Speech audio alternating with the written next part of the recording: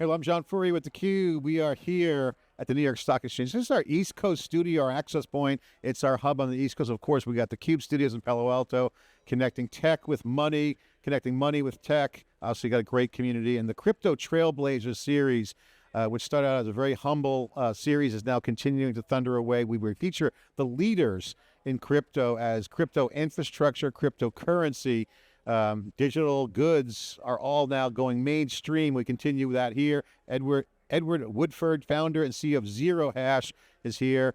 He's been innovating since the mid 2010, 2015, 2017.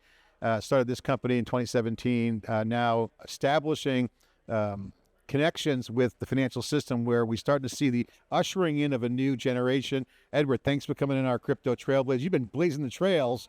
Yeah, now it's going mainstream. Thanks for coming in. Yeah, thanks for having me. So you on the monologue intro there, I was kind of hinting at something that we've been covering with this Crypto Trailblazers series, is that it's so obvious to us and now the world that the new guard and the old guard are working together. In traditional tech disruption, the new guard displaces the old guard. Not so much here because they know they'll be displaced. So you're starting to see real synergies and real working relationships. You guys have a platform that's being adopted and moving the needle. Explain what you guys do. Let's get into it, because I think this is another example of crypto infrastructure with stable coins and now things having visibility into how to make money. Yeah, no, so absolutely. I mean, our thesis is very aligned, that there's effectively this blend of two worlds. And that's been our thesis since 2017. So very briefly, I mean, what we do is we allow brokerage platforms, wealth platforms to launch crypto within their application. So think of groups like Interactive Brokers, and today we announced Morgan Stanley as a client. Think of stablecoins as a payment method. We work with groups like Stripe and Shift4 and Kalshi. And then we also provide tokenization infrastructure. So our view is that those three pieces together increasingly are being leveraged within large financial institutions. So that's effectively what we do. Yeah, and the other thing too, if you're inside the ropes, you've been inside the industry, now that's going mainstream. It's been going on for a while. If you look at a lot of the communities, they're economies. Mm-hmm. Okay, so you have now digital worlds kind of merging in with the physical world. Yeah. Go to look at Jensen Huang. They're all over the news. Even yesterday, $100 billion investment in OpenAI.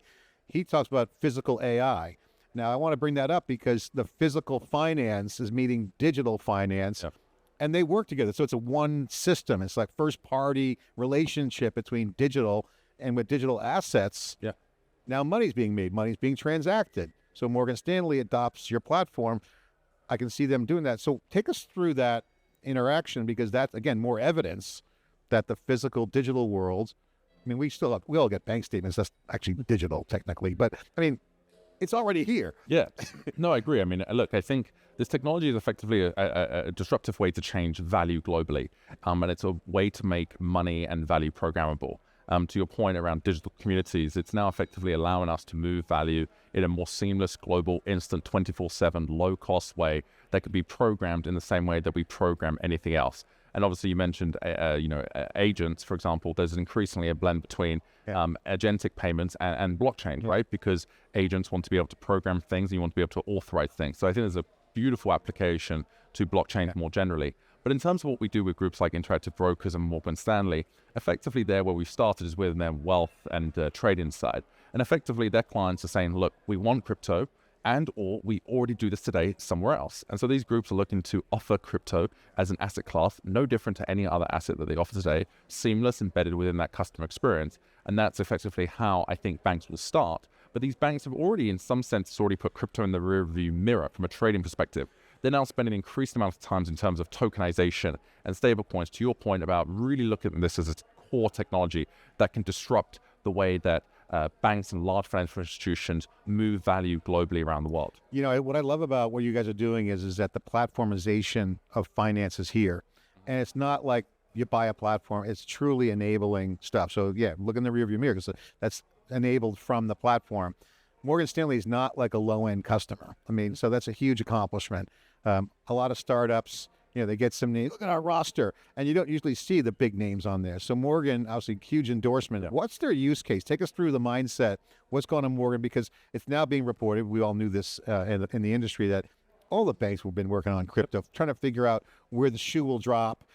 and even though they might not have publicly been talking about it, have had teams because it's a technology play. Yeah. And a business model reinvention or renewal or extension. Yeah. I mean, look, I think a lot of these banks are not starting from a static start. They're effectively moving from a moving start, and in the last year, they've been able to effectively unlock a lot of this momentum. Sometimes, I feel like a confessional. These groups, these very senior leaders of banks, tell me all the things they've been doing in a personal capacity that they're able to bring into a professional capacity. Yeah. But specifically to a question around Morgan Stanley, yes, they're a globally systemically important bank, a bank that is 90 years old. Has a massive reputation and a global footprint. And really, the proposition to them and why partners like them use Zero Hash is because of our ability to deliver trust and to be able to innovate, but equally balance that with trust and security and soundness and compliance. But what I'm really excited about, and Jed Finn, who leads wealth at Morgan Stanley, did a deep dive interview with Bloomberg this morning. What I'm really excited there is the ability to offer clients instantly the ability access to spot crypto that they've been demanding within the existing interface that they use today to buy stocks or to manage their bank balance. And that is really, really exciting. It's interesting. The mainstreaming is also a forcing function from the demand. I mean, people see the price of Bitcoin going up. They see the price of Ethereum. Yeah. They know it's a store of value. They're starting to get it. Okay, great. Welcome to the party. Now let's talk about the business model you guys have, because now the market's clearly rocking. Yeah. We see that clearly. How big are you guys? What's the business model? Take us through some of the fundamentals. Yeah, so we don't share our revenue publicly as a private company, but what we do share is that we've grown revenue year on year for the last 3 years in an environment that frankly has been challenging. So we're really excited by the step function from a global regulatory perspective to be able to continue to accelerate our growth. We're about 200 people based globally, and we service about 75 of the world's largest brands and companies. And there'll be many, many more announcements over the next 6 months. How many employees you guys have? About 200. So you guys are growing. Yeah, look, we've really been patient, taking a long-term view. Look, I'm happy to keep building this business for another 10, 20 years. We take a really, really long view in terms of the world and the geographical potential here. And we've been building since 2017 when this was not the easiest thing to push on. And obviously the dominoes have started to fall. But I still think we're incredibly early in terms of the unlocks here. Yeah. And we'll talk about the momentum. Are you putting your pedal to the metal? Are you pressing the gas? Pun intended. Are you investing in more growth? Is that the focus? Yeah, so obviously with the raise today, over $100 million raised, really the core value proposition from the raise is bringing in a large number of strategics, whether that be Interactive Brokers, Morgan Stanley, SoFi, Apollo, Jump Trading, IMC. So really a top tier set of players where there's a strategic angle with all of them. But yes, our goal is to continue to accelerate the growth and to frankly keep up with the demand of these very, very large institutions. You got a go-to-market opportunity. Huge opportunity. I'm confident we can achieve more in the next 2 years than we have in the last 8. All right, you got a great market. You got the fresh funding. You got great logos, great clients. You got some partners getting on board. Let's talk about the platform, because I think this is the most interesting piece, other than the momentum, is that you're creating a platform that companies are going to be building on. And the enthusiasm has certainly been there, but confidence has always been that one factor. What's the platform secret sauce? What's the key to the platform? Yeah, I would say one is trust. So taking a very prudential approach to being an enterprise, high throughput, stable platform, very secure. But I think what really, it's that balance between that trust factor, but then also being able to innovate. What I think is core, and you know this, but this is fundamentally technology, right? The same Bitcoin that is traded on our platform today is actually fundamentally different technically from the Bitcoin that we started trading in 2017. And so this space moves at such a velocity and such a pace that we have to be able to keep up with those innovations. And so we continue to innovate with the assets that we support, the implementations that we power, and the core deep technology around the stack. So that is really our differentiator as well, is to be able to innovate and to keep up with demand. Is there an order of operations that you see? Obviously, you have to knock down the low-hanging fruit. You got to get the stable platform. You got the crypto. You get the trading. Yeah. You mentioned tokenization. This is, again, one of a huge hot area. Yeah. There's more being tokenized than just... Exactly. I mean, look, these pieces, all of these pieces on our platform are live today with real implementations. But yes, tokenization is accelerating. And in part, it's because of clarity from the SEC saying that fundamentally the technology in which securities are traded on doesn't fundamentally change the underlying asset.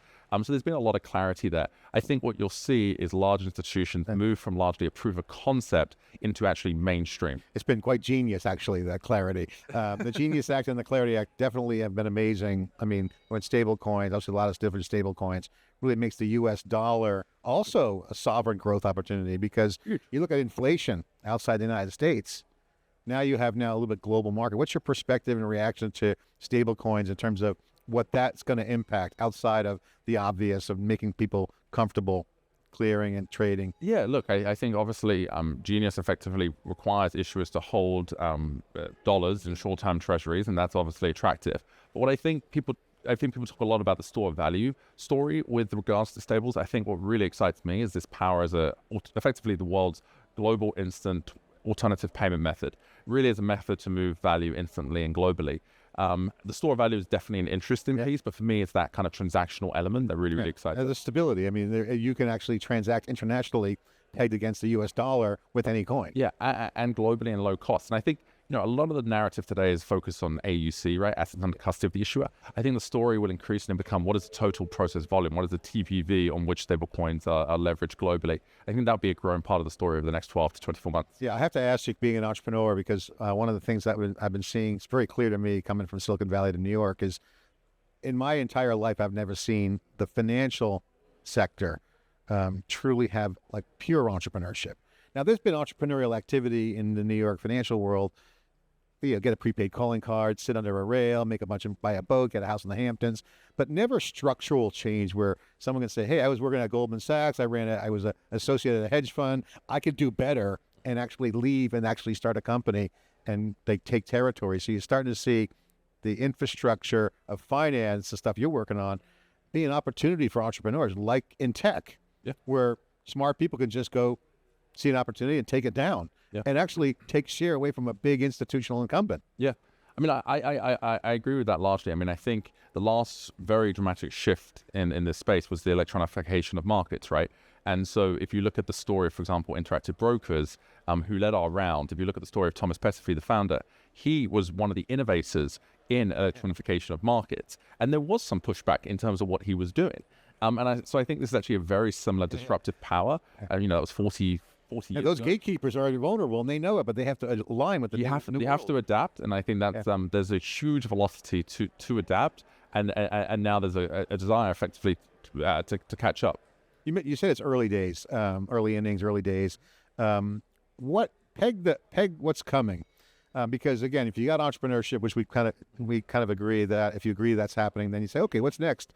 What's next is, at least my view, and I'll love to get your thoughts on this, is that productization happens. So we've been seeing kind of like the evolution of staking, all these new products, especially with assets, treasuries, all kinds of kind of stuff. So the question is there products that will come, in your mind, from this dislocation or this transition? When markets are in transition, winners emerge, and losers emerge too.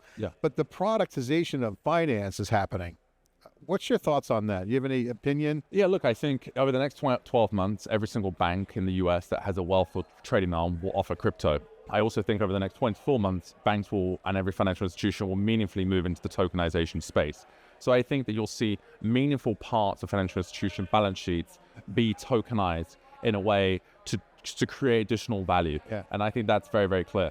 Talk about your company. What's next for you guys? What's on the plan? What are you focused on? What are you optimizing for? Put a plug in. Yeah. I mean, look, we're continuing to scale. I mean, the world has shifted in the last 12 months dramatically. And so looking to continue to scale, looking to continue to innovate. You mentioned, for example, staking. We're rolling out staking later this year with a number of our largest partners. So more of growing the total addressable market across the space. You're blazing the trail. Thank you. All right. Congratulations. Thanks for coming on our Trailblazer program. Appreciate it. Thanks for having me. Thank you. Appreciate it. All right. I'm John Furrier at theCUBE. The Crypto Trailblazers series really is highlighting the leaders, but more importantly, it's highlighting the work that's getting done, and you're starting to see the replatformization of money, software, infrastructure, and finance, and it's converging with AI. Agents and other things will make the software smarter, and again, like automated trading, automated everything on digital will come, and of course, we're doing our best to bring that to you. Thanks for watching.